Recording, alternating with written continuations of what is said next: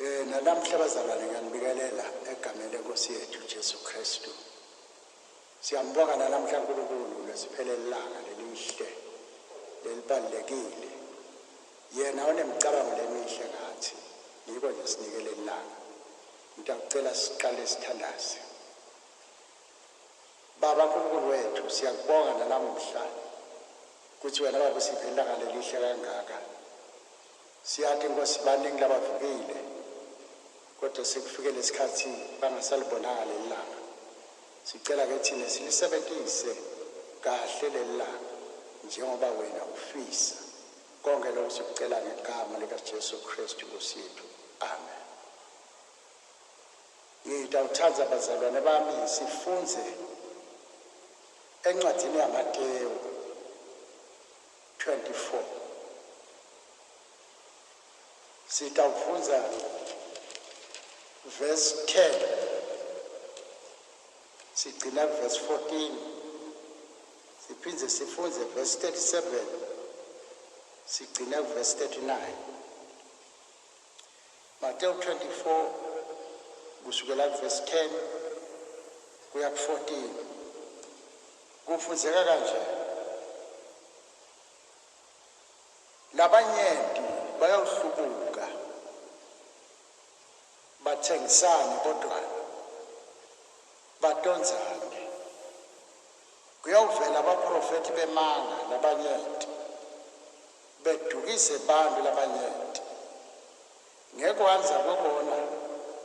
kuyawuphona uthando labanyenti. Kodwa lo uyawubambelela kuze kube sekupheleni uyawusinziswa. Leli vangeli lembuso liyawushunyayelwa emhlabeni wonke kuze kube bufakazi etiveni tonke bese ke kuyafika kuphela. Ake sifunze ke verse 37 siyogcina verse 39. Njengasemalangeni kaNoah kuyawuba njalo nekufika kwendodana yomuntu. Njengemalanga labe ngembili kwazamcolo bantu babedla banatha labaduna nalabasikati bathathana kwaze kwaba lilanga langena ngalo Noah emkhunjini. Abazange badi kwaze kwafika zamcolo wabaceda. Kuyawuba njalo ke nekufika kwendodana yomuntu. Ake siphinde sifunze encwadini yeprofeti Amos chapter 4. Amos chapter 4. Sitaqala ku verse 10. Nginithumela tishayo njengalokhu ngenta naseGibhithe. Emajaha enu ngawabulala ngenkemba kanye nemahashi enu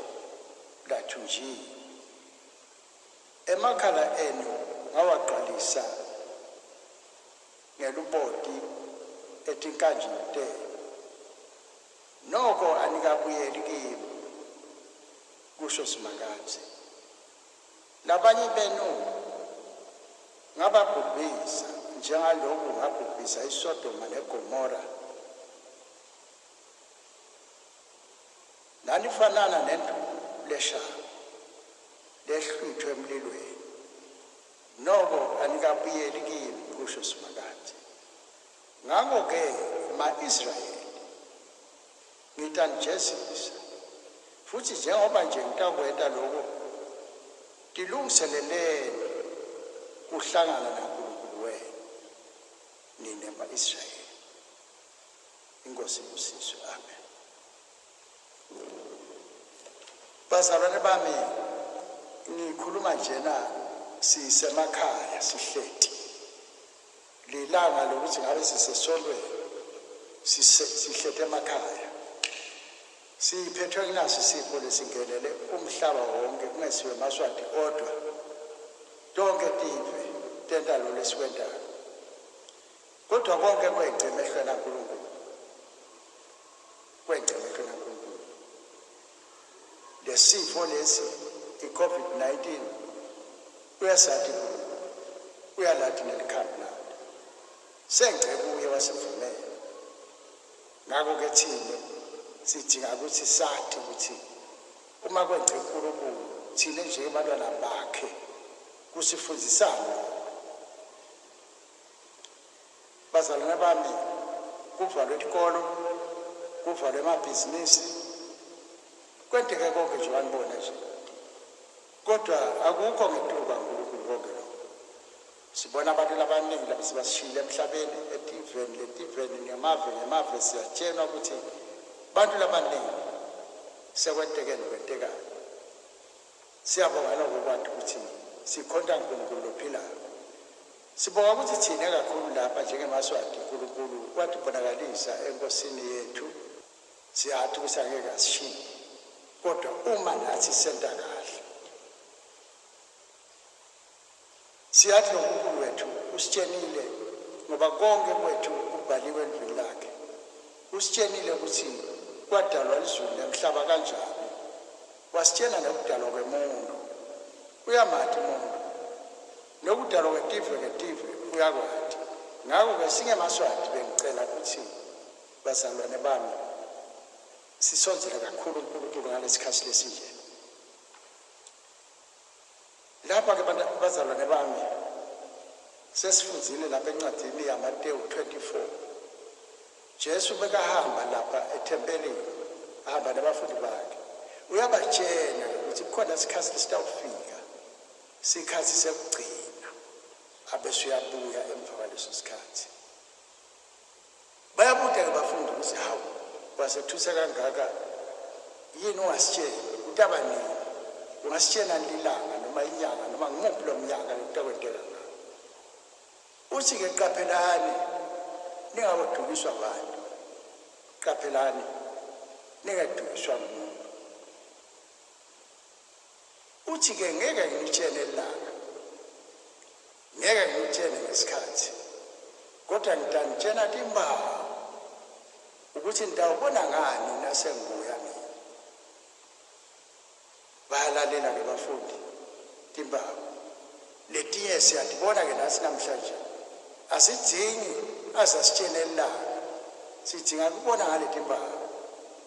Kufanana nokuthi nje uma sekutawungena ihlobo uyayubeve abantu bathi seliyangena ihlobo. Emakhaya nje ubone bobabe sebalungisa tikeyi nemajoka netikanti emakhuba. Kuthi lo memeta kuhamba gijima ngene umuntu athi hey seliyangena ihlobo, kodwa kukhona timbawu labatibonako babuka la esigangeni ukuthi phela lokhu kusho ukuthi seliyangena ihlobo. Nathi Jesu usho njalo wathi sibobuka timbawu, singahambi silalela konke kodwa sibuke le timbawu. Watibona le timbawu uthina ukuthi umuntu ufuna utatele wena ukuthi tisho ukuthini le timbawu. Lokunye kwetimbawu labushinto kuningi kakhulu, kodwa nje ngitawubala nazo lesifunze kwalamhlanje. Uthi uma sekufika isikhathi sekugcina kutaba khona abaprofethi, kodwa laba tabakhona le ngikhuluma ngabo mina kuyabe kubaprofethi bemanga. Akasho ukuthi kuyabade baprofethi, uthi kodwa ekhathi bebaprofethi laba bebakhona tabakhona nalaba lesithi baprofethi bemanga. Bazalweni, namhlanje live vele ligcwele baprofethi, kodwa kufuna wena utibukele njengemzalwane ukuthi laba profethi bonke bavela kuNkulunkulu yini. Ushilo Jesu wathi lokunye kwetimbawu kufuna sikunakisise lo, ngoba kusho Jesu wathi letinye letimbawu lekufuna thina sitibukisise kuthi nangabe mina ngingumprofethi ningibukisise ukuthi ngumprofethi weqiniso yini. Ngoba uyasho Jesu bakhona abantu abaprofethi bemanga, yebo abantu abakhona bakhe abaprofethi, kodwa abantu abakhona nebemanga. Bese uyevile Nkosi, siyaliphenya livile Nkosi. Kukhulunyiwe ngebaprofethi evile Nkosi, babekhona vele. Na Jesu ukukhulumile, nebapostoli bayakhuluma, baze bakhulume nangeziphiwo teprofeta, ukuthi isiphiwo seprofeta sisebenza kanje nemuntu lonenkonzo yeprofeta iministry yeprofeta usebenza kanjani nokuthi lesive ke sona simbuka njani sitobona ke ukuthi ngempela nomprofeti kaNkulunkulu kusho Jesu usinike leyo sayethi wathi siboyihlola imimoya sikuhlole konke uthi ke sitawubona ngaloko lokunye kwentindo la highlight yabo la ukuthi sitawubona ngako uthi ke futhi lokunye lefuna sikubona sitawubona ngokuthi kutaba netimbi sive nangato leti kuleli live lesikolo njalo kulomhlaba diningi ufunza iphepha uyali ufunza ini uyali nanyalo khona ngetimbi betilwa timiswe nje unasi sifo lesikhona kwathiwa ake nime nibeke pass ake kubuke nako ngiyethemba sisenza lesifo batakuze basukela ngoba kugcwaliseka siprofeta inkulumo yaJesu uthi kudaba netimbi uyathi khona emave lathola imali letinkulu ngokwakha tikhali ngeke wakha tibhamu letinkulu tiyaphi letibhamu akusiso sibhamu sekuhlobisa ngisokushaya lomunye umuntu umbulali kukhona tibhamu netikhali lekuthiwa tikhali te-nuclear tenuzi letikhali leti tona tishaya ngenhlaba tishaya ngemoya konke lokho kwentwele umuntu tikhathi tetimbi niyakuva ngetimbi nive nekukhuluma kwato netibone letimbi kungako nje nalelo live linemasosha ayo nalelo live linemasosha ayo konke lokho nakubuka bokwathi sigcwalisa umbhalo ukuthi isikhathi sekugcina kufanele sibe ready nalabo bafika kufanele ukuthi bativikele labanye bahlasele labanye dikhathi tekugcina ukhulumile ngalokho Jesu siyathinga ke bazalwane ukuthi lokho ukhulunywa nguJesu sikubuke uthi sive siyawuvukela lesinye sive sona kwaso siphinde sivukelane sodwa siyavukelana tive tawuvukelana ngempela sibonile lokhu kwenteka siyakubona futhi kwenteka kuthiwa futhi lapha kutaba nendlala lenkulu emhlabeni kuyaba nendlala kusho yena Jesu kutaba nendlala lenkulu emhlabeni bazalwane indlala lekhona kule minyaka iyamangalisa laba labale emakhaya nalaba netinzawo tekulima bakakutshela ukuthi le ndzawo yami le ngangilima ngingafaki manyolo ngilime nje kude manyolo akutshela umuntu ukuthi hey emathanga bekaphuma la bhatata bekaphuma la uthi namhla sekude mntwana ngokusabona lokho siyafuna ngiyothenga bomanyolo umbele bomanyolo nakho la ngingatholi lutho sikhathi sendlala umhlaba ugugile fanele kugcwaliseke namhlanje nawe uthenga noma kusemarket uthenga nje uthenga tindlubu nje bakufakele ephaketheni khipha imali ematimba itindlubu kadzeni bekuphiwana nangalokudla ukuthi nawe engane bakuphe kudla ekhaya la wenza khona kwakude indlala kodwa lesikhathi esibuso sikhathi sendlala thina ngefuna sathi ukuthi lendlala isho ukuthini kusho ukuthi sisesikhathini sekugcina bazalwane bami indlala lenye ibangwa into letimbi siyababona labanye sive labanye kusuke imbi babaleke bahamba ukhanze bomake balayishe abantwana bayabaleka akusalile lethi ngenza bayani yendlala kufanele kwenteke lokho phindze lisitshene libi khuluma kwaJesu athi kuyaba khona kutamatama koluhlala sesikuvile kutamatama komhlaba elizale kuningi uma ufuze amaphepha ulalela imisakato nabo mabona kude wakho uyabuka into lenteka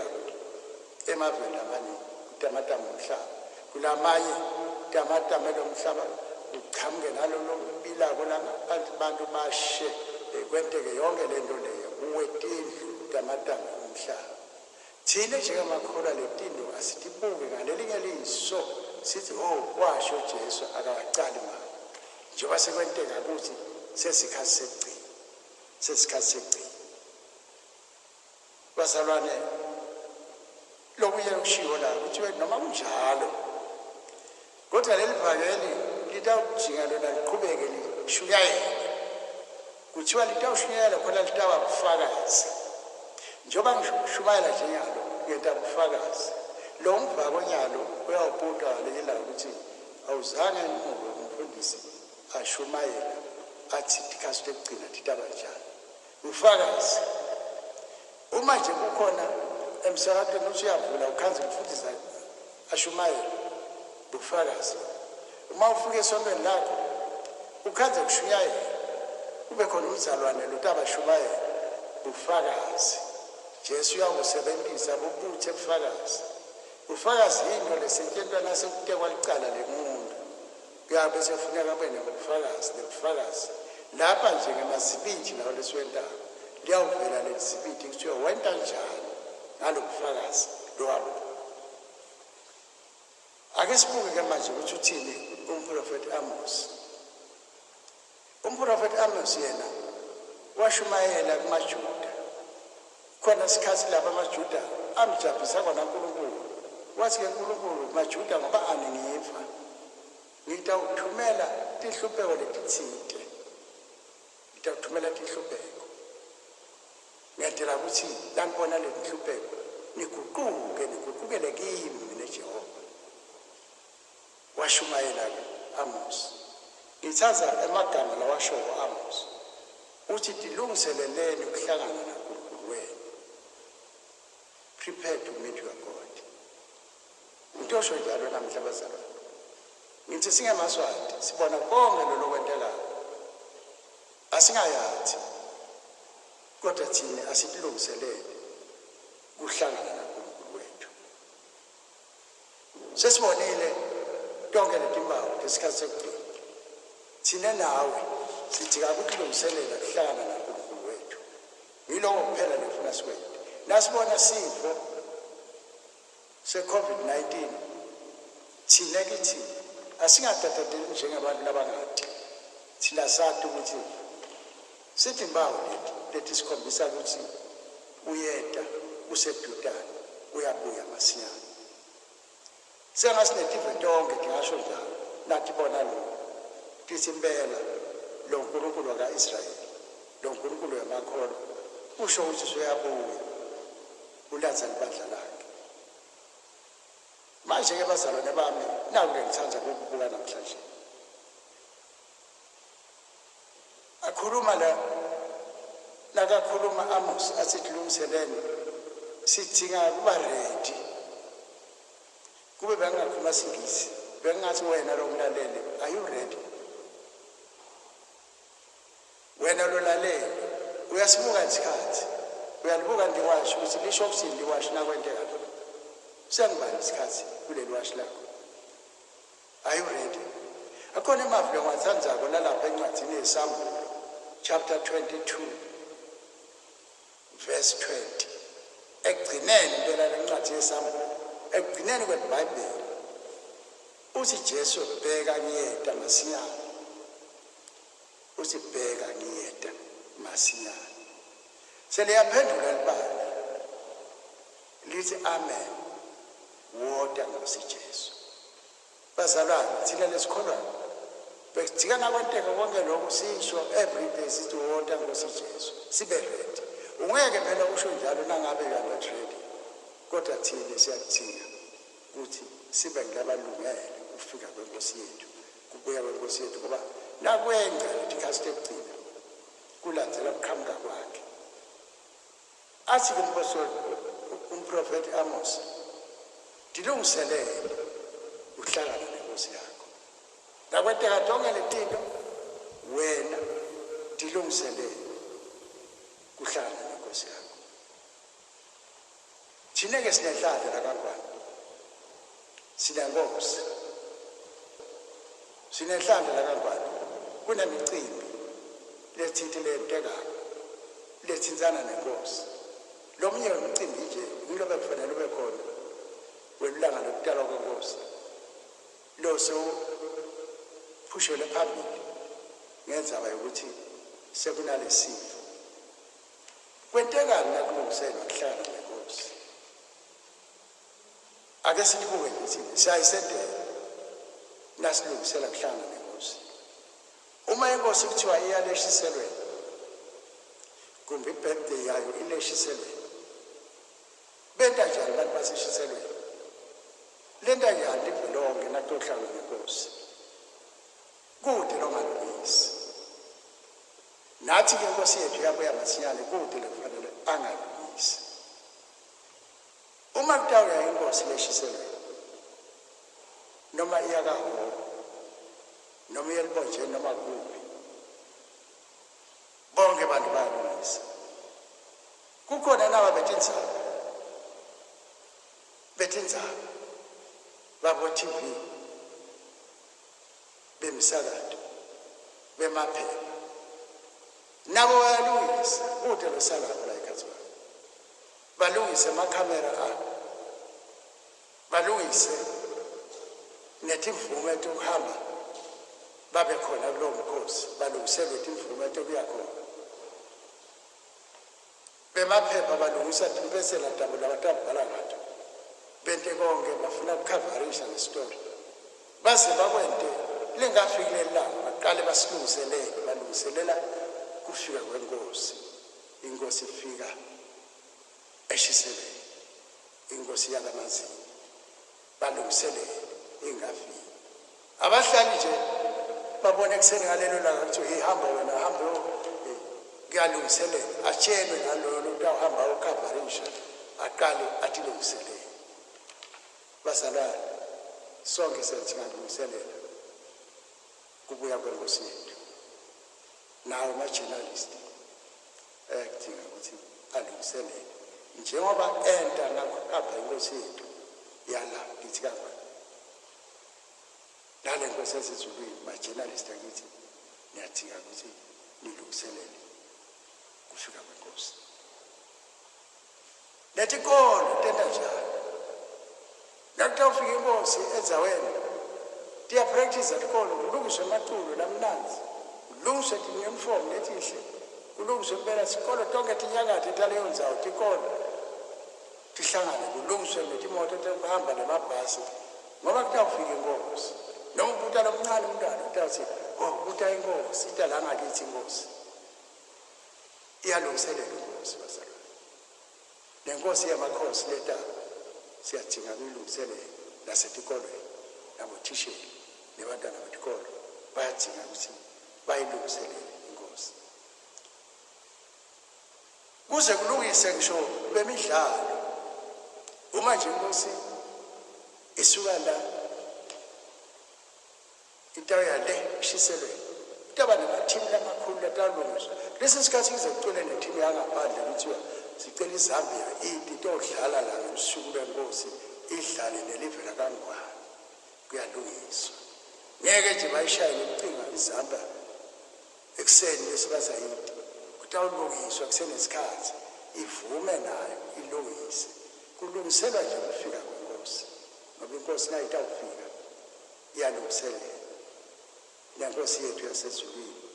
siyadinga kuyilungiselela nebadlali bemidlalo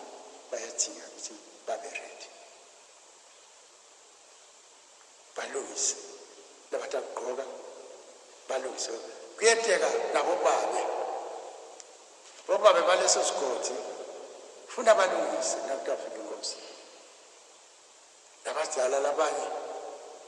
thinzisa isudu yakhe ayisedrayikini athi ngifuna ngibokeke ngicocekile embi kwenkosi nabomake balungise nabo ingubo tabo letihle ubobuka nakusuku lenkosi usukhona lo mkhazi athi amanikinika naloyo ugqoke kamnanzi ulungisele ukuthi inkosi angajabulisi naye angajabi embi kwenkosi bese bakhona nemajaha emajaha ayalungisa asike vele lihiya lawo imihelane yabo balungise bavunule babe bahle balungise ngisho ingoma balungisele kufika kwenkosi neluthango luyalungisa luthango uzulu ubone liqebetela luthango lulungiselele ukuthi inkosi layifika ilubuka luthango ijabule ithi bantwana bami bangilungiselele bayangithanda nathi bazalwane njengoba yabuya lenkosi yethu sesibonile thiba siyathika kulungisa kude lefanele ahlale angalungisa akusiye indzaba yethu sonke ukulungiselela kwebe njengoba nayalisho njalo sithi indzaba ye-COVID-19 indzaba yethu sonke nalendzaba yokubuya kwenkosi indzaba yethu sonke bazalwane ngiyangibona netisebenzi kahulumende nakutabuya inkosi ndiyasebenza nabanye labasebenzi emigwaqweni uma inkosi itawuhamba ibheke le iyalungisa imigwaqo bakhanze bala emigwaqweni balungise bafake emasayini bentabonke ukuze inkosi nayihamba lapho ihambe kahle uma kunetigodzi itigojana emigwaqweni tiyavalwa ukuze inkosi ihambe kahle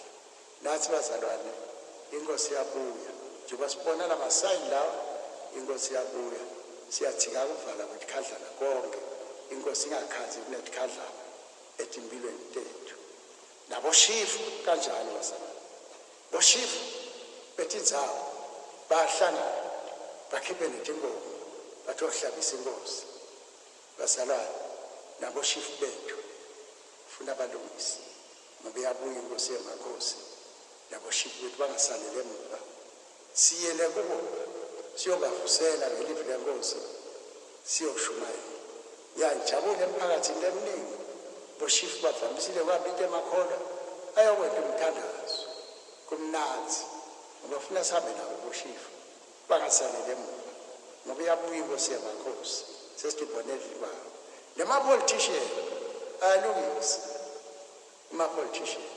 alungisa ibudget kukhulunywa eParliament kubuka ibudget ukuthi lo msebenzi ongaka sitawukhipha ibudget lengakanani ilungiselwe umsebenzi wenkosi bazalwane siyafisa amapolitician ethu athi noma sita asisite etimeni etiningi kodwa siphinde siye nawo ezulwini ngoba le yankosi letaba inkosi yemakhosi ngiyayibona-ke nalaba lesingathi ngema-uniformed forces emaphoyisa yokwehlukana kwabo nemasotsha bayakulungiselela nakutawufika inkosi bayakulungiselela balungise neparade yabo balungise timpahla tabo ti-ayinwe kuqine imigedla konke kuthule ukuthi tu balungisele inkosi bathi kuthini bathi ukuthi laba nabantu balapha parade kufuna babe baredi balungile kude sici lokugqoka kwabo kubonakalise ukuthi laba abalindele ukufika kwenkosi yayibona lapha inkosi seyihamba lapha ekhathi kwabo seyibahlola seyihamba ekhathi kwabo sekushaya imakilo seyihamba ibabuka ngala nangala ukhaza ukuthi abashaya umvalo nalo uyathi ukuthi ngilungile noma inkosi ngangibuka lesikhathi inkosi ngibone ima ibabuka lomunye efike imbuke lomunye izimkhulumise kuphi utholile usethu uyobachena lalabanye ukuthi yafika ke inkosi yakhuluma naligama baredi ebazalane thina siredi kangakanani kubuyele inkosi mayibuya inkosi yethu uyathi ukuthi ndayibuya nawe utakuhlola ngalelanga kuhlola ibona ukuthi uredi kangakanani iparade yasezulwini intaba njani kuyabathe emsici le ngahle sibonela kuwo ijabe nawe ujabe bazalwane isetaba ne-inspection lenkulu ezulwini yokuhlola nalowo muntu imisebenzi yakhe iyabuya inkosi nasibona-ke tonke letimbawu lesitibonayo ekhansi kwetimbawu kukhona nayo i-COVID-19 kufuna sinesati sibuke ngetulu kwalokho sathi ukuthi inkosi yethu iyabuya masinyane neyathi ngihle ngicabanga indzaba yaboShedraki boMeshaki nabo-Abednego labafana laba baberedi for anything bayabanjwa bafakwa esithandweni semlilo bajikijelwa bangakangeni khona kuthiwa nisaqhubeka nibambelele noNkulunkulu wenu nisamethemba loNkulunkulu bathi bona siyamethemba uyedwa lo bahlebelako ethi phikani noNkulunkulu phikani lelo yekelani lelo lendawo lilawungena emlilweni bathi bona cha si-ready for that bathi singangena emlilweni bathi kodwa simethembile loNkulunkulu wethu ukuthi asikhipha emlilweni kodwa-ke noma-ke angasafuni lokusikhipha noma singasaphumi la emlilweni kodwa kutakwathiwa ukuthi babekhona abafana babemethemba kuNkulunkulu baqolela ukungena emlilweni nathi bazalwane nayifika i-COVID-19 asithi uNkulunkulu wethu uyasiphilisa sithandazela lokho ukuthi uNkulunkulu uyaliphilisa libe lemaswati uthi asiphilisa nathi bese siyasho ukuthi kodwa-ke noma alabanye-ke nabaphilisi akusho lutho kutakwathiwa ukuthi bebantwana baNkulunkulu bamkhonda bazalwane bengicela nje mina sitilungisele ukuhlala nenkosi yethu kuthi tonke letinto letintekayo timpawu letiningi setentekile live lenkosana sitsheni ukuthi luphawu lulunye lufanele ukuthatha isikhathi esingakanani kuthiwa nje kuyokwenteka nako kwenteke nako kwenteke nako wena ndingaki timpawu losozibonile kulethi lekhulunywa ngato awukathi bona letinto lebe ngikhuluma ngato naletinye lebhaliwe lengingathisho ufuna kuze kuthiwe ukathi khona utawumanetha hamba gijima athi yabuya inkosi ngalibuyile ntaka bazalwane Jesu wala wathi sitawubona ngale timpawu nawubona le timpawu setikhulumile sekwenele uma unemehlo uma unenhlanhla ungena esontweni noma evela khuluma wena tibhalele wedwa ungabi udinga ukuthi abantu baze bakunyakadise bakufuqe unenhlanhla ukuthi wena ufunzile uyakwazi ukufunzela neBhayibheli namhlanje bengacela ufunze letinye timpawu dinini kodwa lolunye lwakhe kuletifo letike lapheki lolunye lwakhe lakangwane sibonile tifo letike lapheki tenga sike sabona